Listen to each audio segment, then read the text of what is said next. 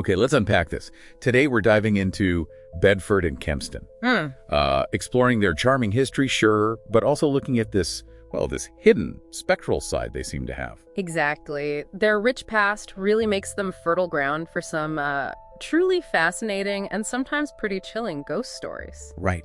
So for this deep dive, our sort of mission is to take these local tales, this is our source material, and really pull out the key insights, like a tapestry of ghost stories. And tapestry, I like that. Yeah, and you get everything, stories about lost love, tragic endings, even spirits who just seem like they refuse to leave, for whatever reason. Okay, so where do we begin?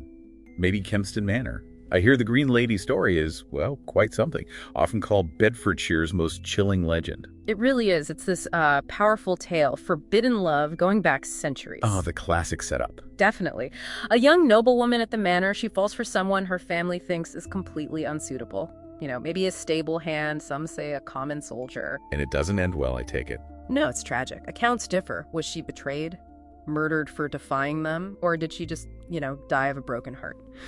Whatever happened, her spirit, they say, appears in a long, flowing green gown, just drifting silently through the manor grounds, the fields. Wow. Witnesses describe her as, profoundly sad. Her face is beautiful but pale, and then she just vanishes like smoke. And haven't paranormal investigators looked into this? I remember reading something. They have, and they report some classic signs, actually. Sudden, inexplicable drops in temperature, and this really pervasive feeling of melancholy around the place. So beyond just a spooky story, what does this tale of the Green Lady, this undying love, what does it sort of represent in the local folklore, do you think? Well, I think it's a perfect example of how folklore often romanticizes tragic defiance. Fighting against the rules, it kind of cements this powerful human drama onto the landscape itself. Like an emotional imprint? Exactly, suggesting that really strong emotions can leave this kind of energetic mark that echoes through time, Right. long after the actual events. Okay, so from the manor's sadness, let's shift focus. Right into the heart of Bedford itself. The Swan Hotel, an old coaching inn right on the river. Yeah, the historic 18th century Swan Hotel. And it's absolutely full of whispered accounts. Oh, really? Like what? Well, staff, guests, they've reported hearing disembodied footsteps and empty corridors and these sudden bone-chilling cold spots, even in warm rooms. Right, the classic cold spots again. Mm-hmm. And there seem to be two quite distinct apparitions people talk about there. Okay. One is supposedly a man in full Georgian clothes, seen just staring kind of wistfully from an upper window, and then he just fades away. And the other? The other is thought to be a former maid. The story goes she fell tragically down one of the grand staircases to her death. Oh, how awful. Yeah, and her presence is felt more like a fleeting glimpse, Yeah. a figure in a servant's uniform, and sometimes apparently there's this distinct sweet smell of lavender. Lavender, that's specific. Interesting how these details stick to the stories. It really is. It adds that layer of sensory detail that makes it feel more real, perhaps. Okay, so from the Swan, let's move to places tied to, well, faith and upheaval. The old religious sites in Bedford. What about the site of the old Bedford Priory from before the dissolution in the 16th century? Right. This brings us to the Phantom Monk.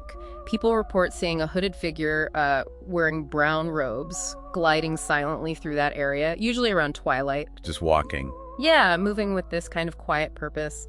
Seems totally oblivious to the modern world around him, just forever walking the grounds of a priory that, well, isn't even there anymore. And the theory is he's from the Reformation period. That's the common belief. Yeah. A victim of that violent religious persecution when Henry VIII broke from Rome, dissolved the monasteries.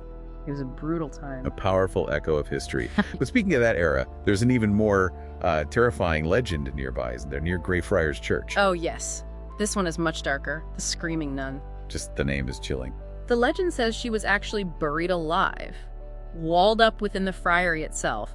A horrific punishment, supposedly during that same chaos of the Reformation. Buried alive. And people report hearing these blood-curdling screams, seemingly out of nowhere, and seeing shadowy figures flitting between the old gravestones there. Goodness, it really raises questions, doesn't it? About what kind of trauma or violence leaves such a mark on a place. It does.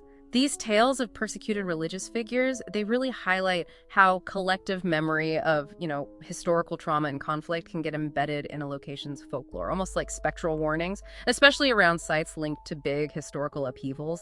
Okay, one more before we wrap up. Let's shift gears slightly to something a bit more modern, maybe, but still classic ghost story territory.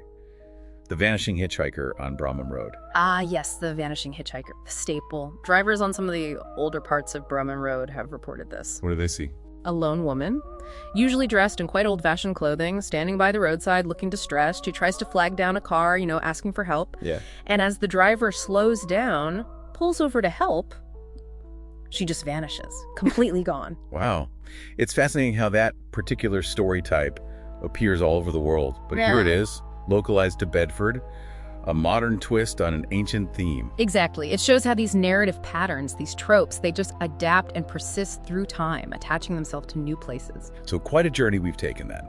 Through Bedford and Kempston's spectral side, it's clear these towns are, steeped in this kind of paranormal tradition.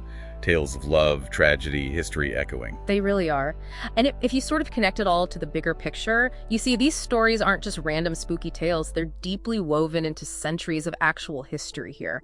Saxon settlements, Norman conquest, civil wars. Right. Whether you believe in ghosts or not scientifically, these stories act as a kind of cultural memory. They echo the intense human dramas that literally shaped the landscape you walk on today. That's a great way to put it. Cultural memory. Yeah. So, a final thought for you, our listener. If you ever find yourself walking along a quiet Bedfordshire lane, maybe at dusk, and you suddenly feel that chill in the air, Might be worth a quick glance over your shoulder. you just never know who, or perhaps what, might be walking there with you.